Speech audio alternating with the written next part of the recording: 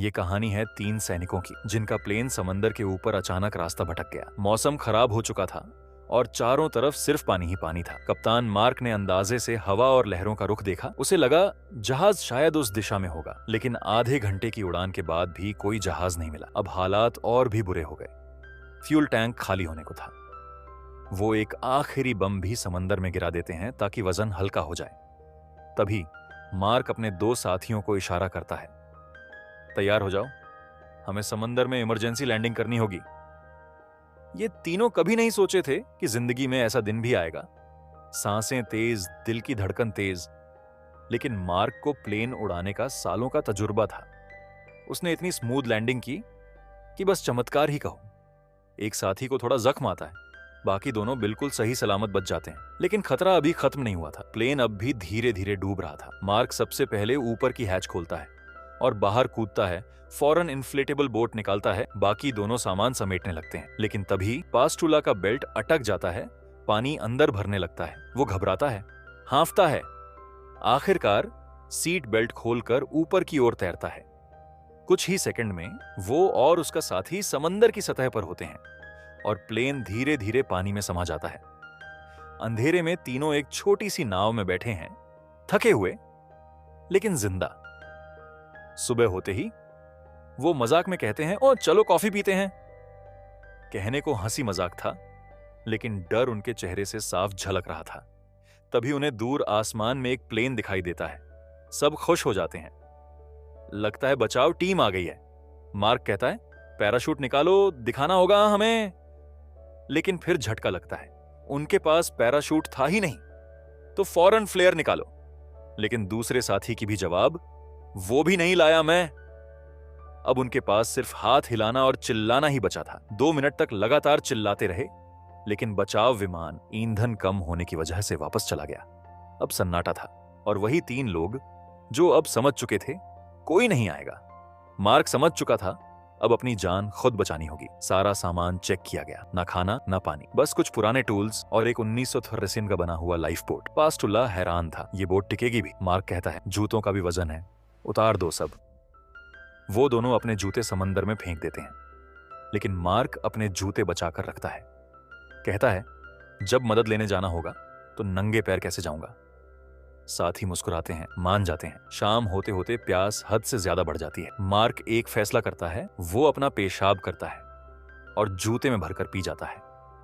साथी उसे घिन से देखते हैं, लेकिन वो कहता है, जीने के लिए सब करना पड़ेगा। तीसरे दिन सुबह वो फिर कॉफी की एक्टिंग करते हैं, लेकिन अब सब जान चुके हैं वक्त बहुत कम है।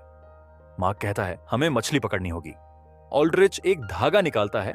पास्टुल्ला एक पुराने कारतूस से स्प्रिंग निकालता है।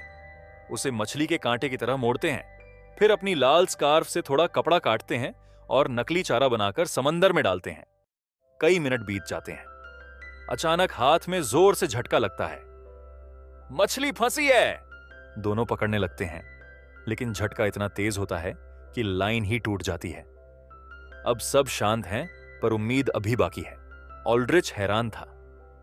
सोचा शायद अगली बार किस्मत साथ दे, मगर अगले 2 दिन तक समंदर पूरी तरह शांत रहा। ना कोई हलचल, ना कोई मछली। अब ये 5वां दिन था जब पास्टुला ने डूबती उम्मीदों में समंदर का पानी पीना चाहा।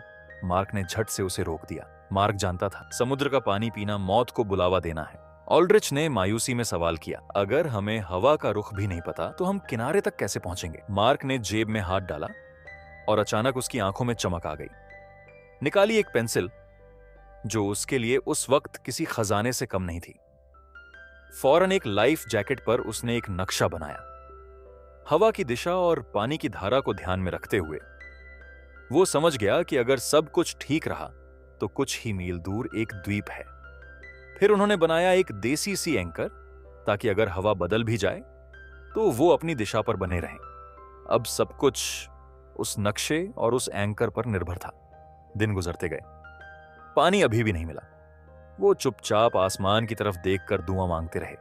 और चमत्कार हुआ। 6ठे दिन की रात अचानक बारिश शुरू हो गई। वो पागलों की तरह अपनी बोतलें और हाथ फैलाकर पानी जमा करने लगे। कम से कम अब पानी की समस्या कुछ दिन के लिए खत्म थी। अब बारी थी खाने की। ऑल्ड्रिच ने कांटे से काम नहीं बनता देख सीधे चाकू समंदर में डाला। लेकिन जो सामने आया वो किसी को भी चौंका देता। एक असली जिंदा शार्क। पास्टुला ने उसे पीछे से जकड़ लिया और तीनों की जद्दोजहद के बाद शार्क काबू में आ गई। बिना वक्त गंवाए उन्होंने कच्चा मांस खाना शुरू कर दिया। 3 दिन की भूख उस शार्क को चंद मिनटों में चबा गई, लेकिन मांस के टुकड़े पानी में फैल गए थे। जल्द ही वहां और शार्क्स आ गईं। रात को जब ऑल्ड्रिच हाथ धोने के लिए नीचे झुका, एक शार्क ने उसका हाथ जकड़ लिया। भाग्यवश पास्टुल्ला की फायरिंग और मार्क की फुर्ती से वो बच गया। 8वां दिन बीत गया। पानी खत्म हो रहा था, खाना गायब। उम्मीदें फिर डगमगाने लगीं। ऑल्ड्रिच ने अचानक बंदूक मांगी। पास्टुला डर गया, लगा कहीं वो खुद को गोली ना मार ले। लेकिन ऑल्ड्रिच बोला, मांस खाना है क्या? और उसने गोली चलाई। एक समुद्री पक्षी को मार गिराया। मार्क ने जान की परवाह किए बिना समंदर में कूदकर वो पक्षी निकाला। उसके पीछे शार्क लगी थी, लेकिन साथियों ने उसे खींच लिया। और एक और चमत्कार घटा। एक और दिन, एक और भोजन। 20वें दिन थके हुए मार्क ने बाकी दोनों को सोते पाया। गुस्से में फट पड़ा, सोते रहोगे तो द्वीप भी चूक जाओगे। ऑल्ड्रिच टूट गया। उसने मार्क पर गुस्सा निकाला, तू ही था जिसने विमान गलती से भटका दिया और अब हमें यह भुगतना पड़ रहा है। मार्क ने माना। उस दिन वो 1 सेकंड के लिए सो गया था और यही सबसे बड़ा अपराध बन गया। कुछ देर बाद दोनों ने उसे माफ कर दिया, क्योंकि अब सिर्फ एक लक्ष्य था, घर लौटना। और अंत में 84वें दिन दूर एक द्वीप दिखाई दिया। तीनों ने आखिरी ताकत लगाई और बच गए। पूरे 1000 मील का सफर, और ये सच्ची कहानी हमेशा याद रखी जाएगी।